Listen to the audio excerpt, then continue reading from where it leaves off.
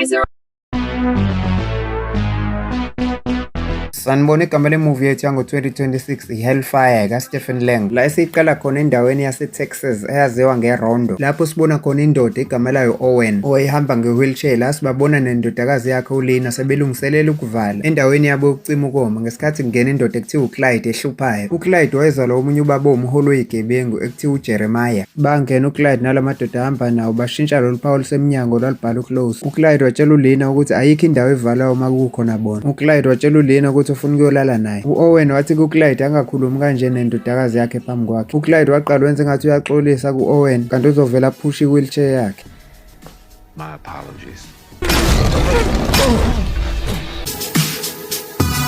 Kwathi late esehambile uClyde namagenge akhe, uLina wathandaza esithombeni sikaBrian umkhonyana wakhe washonela ebusosheni, ethi uyamcela ukuthi amlethele ingelosi ezomkhipha kulolu sizo abhekene nalo lokuhlukunyezwa uClyde namagenge akhe. Kwaba ngathi ubeyilalela imithandazo uBrian ngoba ngakusasa kwafika elinye ikhehle eliyisosha eselathatha umhlalaphansi lafikela kwenye indawo kaVernon owayewumbhaki wezinkwa. Lathi liyafika la endaweni licela uVernon aliphe umsebenzi wosuku aliholele ngento elizoyidla lilambile. uVernon watshela likhehle ukuthi uyalazi ukuthi beliyisosha futhi liyiqhawe, linike umsebenzi kodwa uzolipha ukudla. Kodwa uNomada wathi ucela ukukusebenzela lokho kudla. Le khehla lathi selilungisa ikhabethe elifile, uVernon walibuza ukuthi angithi uyadlula lavumba. Waselitshela ukuthi alihambe ngokushesha lisuke la endaweni ngoba abantu bendawo bazolixwanga ngoba babadinga abantu abangabazi bangaphandle. Ngesikhathi selidla ikhehla kwangena iphoyisa eliyisigebengu ekuthiwa uSheriff Wiley. uSheriff Wiley ebuza kuVernon ngekhehla ukuthi liwubani. Wathi uVernon umuntu odlulayo. Sheriff Wiley. Who do we have here? He's just passing through. Is that right? Well, good afternoon. Afternoon. Vernon tells me you're passing through. Haven't decided yet. Let me decide for you. Now, we don't care much for outsiders here in our quiet little town. So why don't you just finish up that meal and find your way out of Rondo? Clear? Let me ask you, Sheriff, am I breaking some kind of law? I can be real inventive. Special forces, huh? Well, just because you're a veteran don't mean you get any special treatment around here. uSheriff Wiley waqeda ukuxosha ikhehla wahamba. uClyde sibone etshela ubaba wakhe uJeremiah ukuthi usawubheka umsebenzi ebrewery ukuthi uhamba kanjani. uJeremiah watshela indodana yakhe uClyde ukuthi aqaphele. Ebrewery yafika ngempela itruck ezodeliver impahla zamabhokisi ayingekho emthethweni, zehliswa amalungu omphakathi ayenziwe igqila kunamadoda ayemile egade ngeyibhanga. Kwafika enye indoda yakhona la endaweni ekuthiwa uZick yathatha umngane wayo igama lakhe uRandall ukuthi akamphelezele. Kunento afuna ukuyikhuluma nebhosi yakhe uJeremiah. Kwangena uRandall emotweni kaZick bahamba. Kwathi later uNomada ikhehla wafikela kwelinye ihhotela lakhona la endaweni yaseRondo. umnikazi walelo hotela uRufus wathusa ukungena kwalelo khehla. ikhehla lalizocela iroom yokulala ubusuku obubodwa ngesikhathi uRufus eyitshela ukuthi $20 ubusuku obubodwa. uZick waletha uRandall kuJeremiah ngesikhathi uJeremiah egxeka uRandall ngokuthi ukhulume ngaye ukuthi wenza izinto ezingekho emthethweni. waphika uRandall lezo insolo seyibhekisa kunkosikazi wakhe. uJeremiah wathi kuZick akaxwayise uRandall. uZick waphula ingalo kaRandall.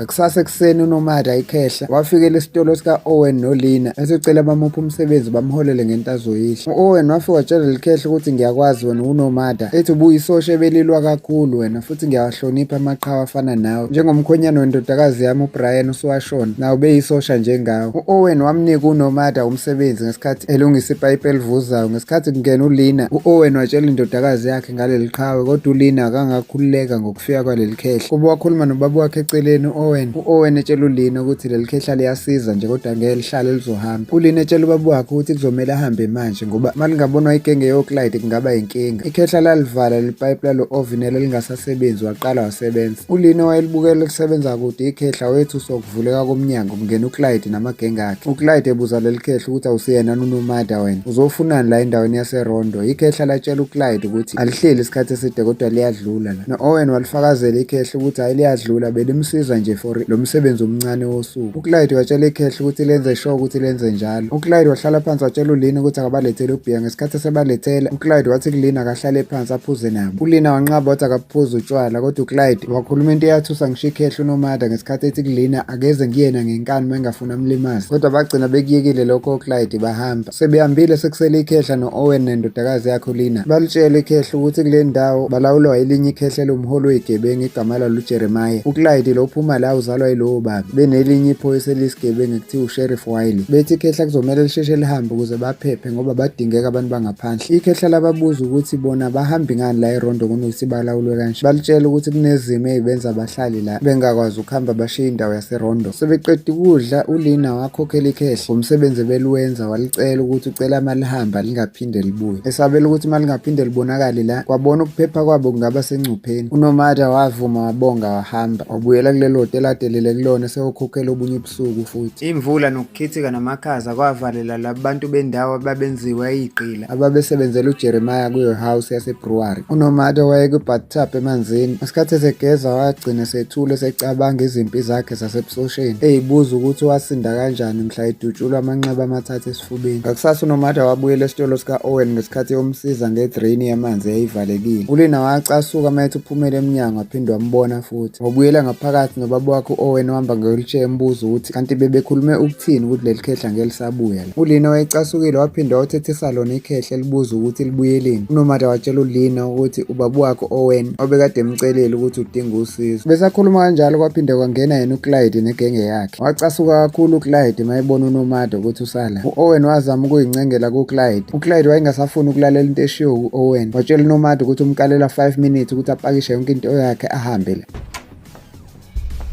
Afternoon, Lena. Lena, you mind telling me why this son of a is still here? He's fixing a few more things right here, Clyde. I don't give a goddamn, Owen. Now, I gave you a direct order. You think I'm scared of you, old man? Clyde, Stay out of this, Lena. You know what? I'm gonna make this real simple. Clyde, Stay out of this, Lena. You know what? I'm gonna make this real simple. Now, you got 5 minutes to pack your shit and get the hell out of this town. I suggest you comply. We clear?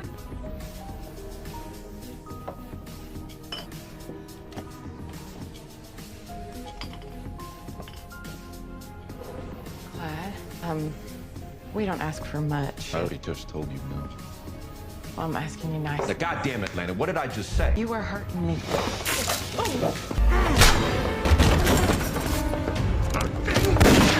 Clear your weapons.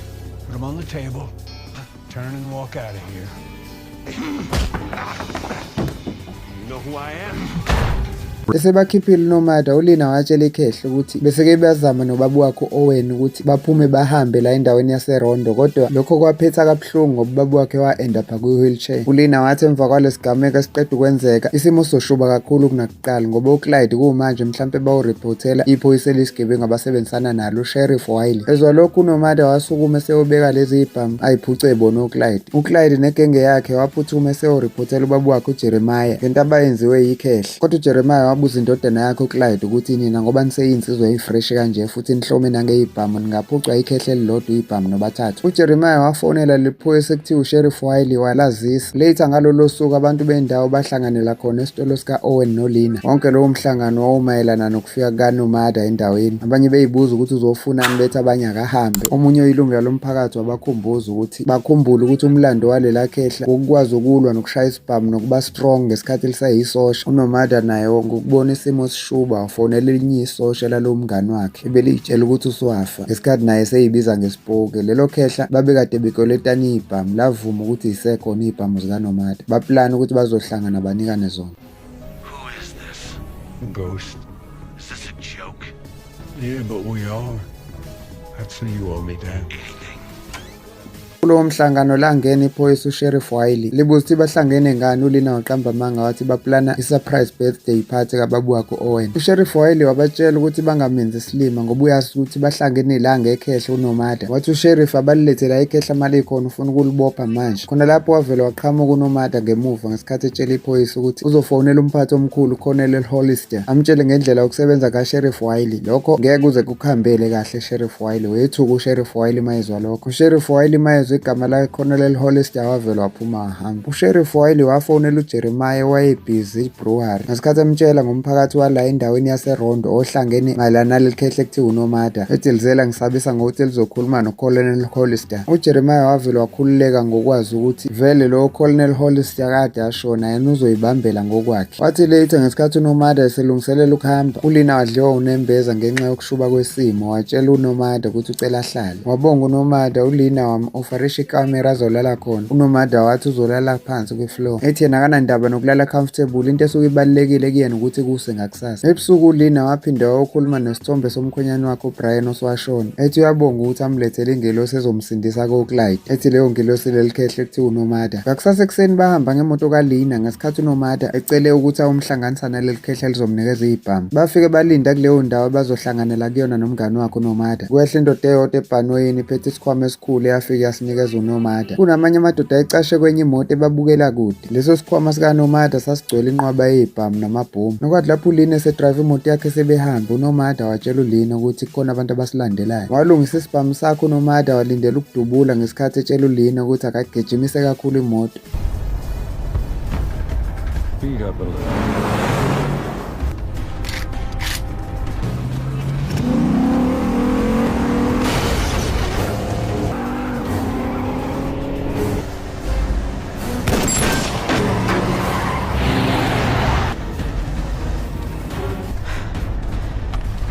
Babaleka bathola enye indawo encane yokucasha ngesikhathi sebephuthuma bephuma lapho. Bahamba bayocasha sebengaphakathi uNomada wayeselungiselela impi. Athi mayingena lawo madoda kade bajaha ngemoto esedubula. noNomada wayengayibekile phansi ngesikhathi edubula bheke. uNomada wanikeza uLina isibhamu sokuyivikela ngesikhathi emnikeza nesikhwama esigcwele ibhamu. Emtshela ukuthi akahambe eyocasha naso lesikhwama khona yena ozoqhubeka adubulela abantu. Kwathi kuqhutshekwa kudutshulwana uNomada wamshaya oyedwa. Lokho kwamvulela indlela ukwazi ukuqhubekela upstairs ngesikhathi esinyuka ngama-stairs. Kukhona indoda yakwazi ukulilandela ikhehla ngesikhathi elivulela ngenhlamvu iqhubeka nokulidubula. Kodwa uNomada wakwazi ukubaleka azocasha kwenye indawo eyayinamafriji amadala. Kodwa le ndoda yayimlandela yafika nalapho emafrijini imfuna.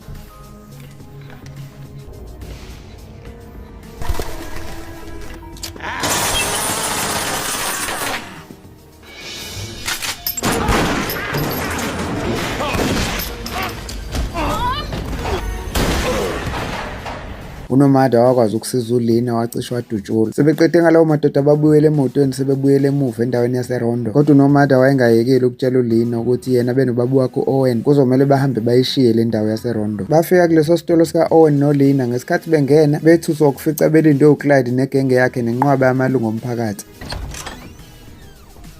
Surprise.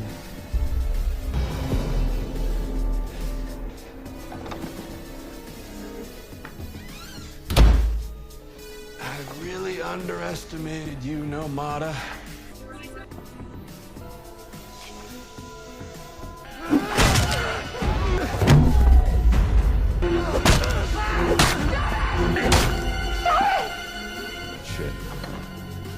uClyde wabatshela bonke ukuthi kufanele balalele yena kukhalo sakhe isicathulo la. uZeke wakhuza uClyde ukuthi abakhumbule imiyalelo kababa wakhe uJeremiah. uClyde watshela uZeke ukuthi ubaba wakhe uJeremiah usegugile angamtsheli ngekhehla yena ngoba kuphethe yena manje la eRondo. uClyde waxavuna uLina wamfaka emotweni yakhe wahamba naye. Ngaphakathi omunye wesifazane oyilunga lomphakathi wabacela uZeke ukuthi ucela babaxolele. Kodwa lo mama bamdubula esweni kabuhlungu bambulala. Namagenge kaClyde adubula vithiza wonke amalungu omphakathi ayigcwele esitolo. uNomada naye waphaphama ekuqulekeni ngesikhathi ethuswa ukubona indlela abantu ababulawa kabuhlungu ngayo phambi kwakhe. uLina wayesemotweni kaClyde wayesacabanga ubaba wakhe owen ohamba nge-wheelchair ukuthi ngeke asinde mase kubulawa labantu bomphakathi. uClyde etshela uLina ukuthi akakhululeke bazothandana babe nomndeni babe ney'ngane bashade ndawonye. igenge kaClyde yathi sithathe idumbu siyoyifaka la ezoyidestroyela khona. Bethuswa ukubuya bangasitholi isidumbu sikaNomada ukuthi sishonile. Ethuka kakhulu la madoda ayesekhipha ibhamu emfuni. Bathi sebeyombheka kwifreezer waqhamuka emva kwabo uNomada waphusha oyedwa ngomshanelo kodwa waxakwa esinye isigore esasi-strong.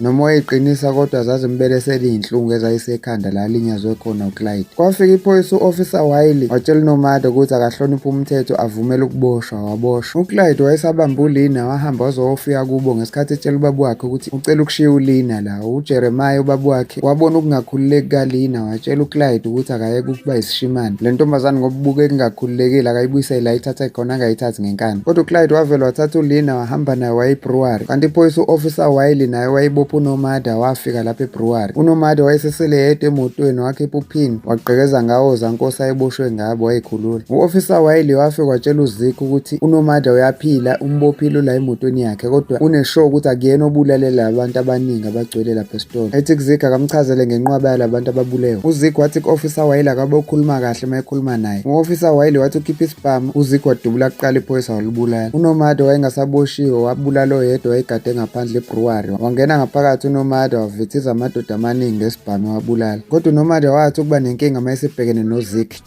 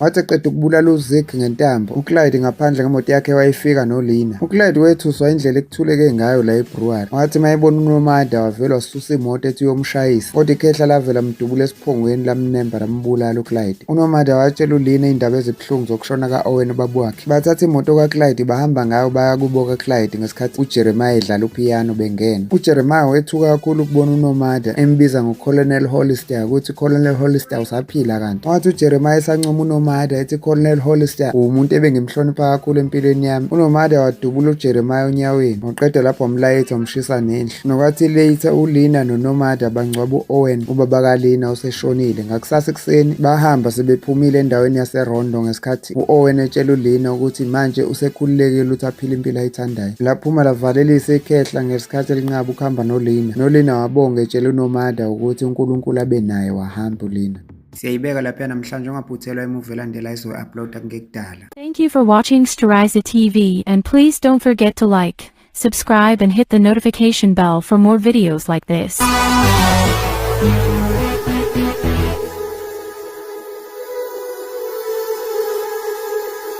Storiza TV.